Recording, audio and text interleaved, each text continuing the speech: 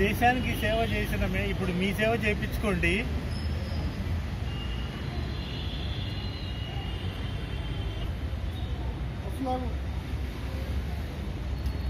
Good news చెప్పు మన Giribabu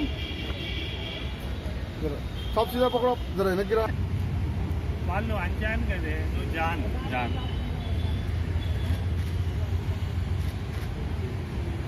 okay done.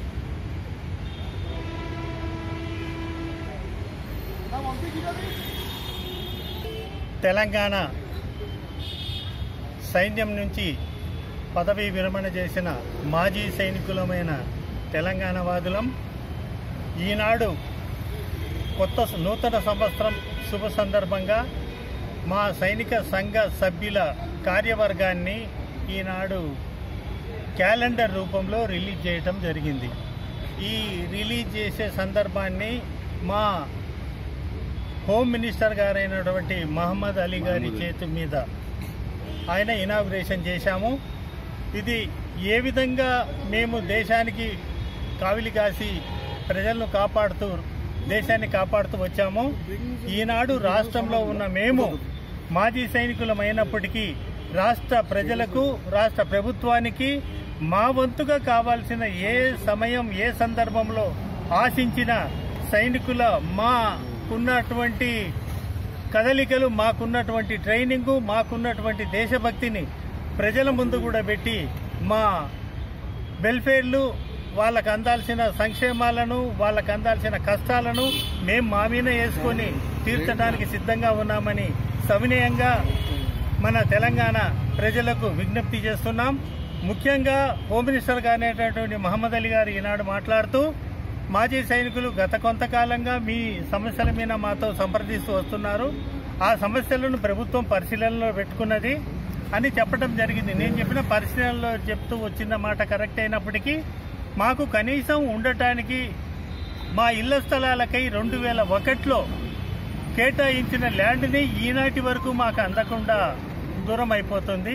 ఈ విషయంలో తమరు రెవెన్యూ మినిస్టర్గా ఉన్నప్పుడే దీని బాధ్యతలు తీసుకున్నారు, నేను చేస్తానని చెప్పారు.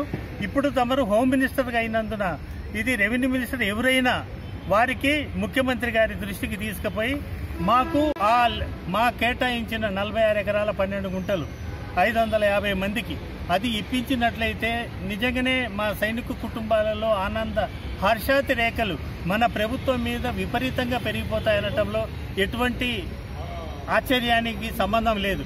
అటువంటి విధంగా మేము మీ ముందున్నాం. ఇప్పుడు మేము మాజీ సైనికులమైని ఉండి కూడా తెలంగాణ ముఖ్యమంత్రి కేసీఆర్ చేస్తున్నటువంటి సంక్షేమాలకు మేము మా పూర్తి సహకారాలను అందించడానికి గత కొంతకాలంగా ఆయన ముందుతో నడుస్తున్నాము. ఇప్పటికే మాజీ సైనికులు 450 మందితోటి క్రియాశీల సభ్యత్వాలు టీఆర్ఎస్ పార్టీలో చేర్పించి మేము పార్టీ కార్యాలయంలో సబ్మిట్ చేసినామనే విషయం మనందరికీ తెలిసిందే. మరి రేపు సభ్యత్వాల గురించి ఏది వచ్చినా సైనికుల పరంగా మేము మా మాజీ సైనికులు వాళ్ళ కుటుంబాలతోటి సభ్యత్వాలు చేసి మీకంటగా మేమున్నాం కేసీఆర్ అనే నినాదంతో మేము ముందుకు వచ్చి మా సభ్యులతోటి లిస్టును మీకు సబ్మిట్ చేస్తాం. అదేవిధంగా మీరు కూడా అదే స్ఫూర్తిలో సైనికుడు తెలంగాణలో ఏ వెల్ఫేర్లు ఏం కోల్పోతున్నాడు, మనం ఏం అందించాలి, వాడి కనీసం ఏ విధంగా ఆదుకుంటే వాళ్ళల్లో ధైర్యస్థైర్యాలు పెరుగుతాయని మీరు ఆలోచించండి.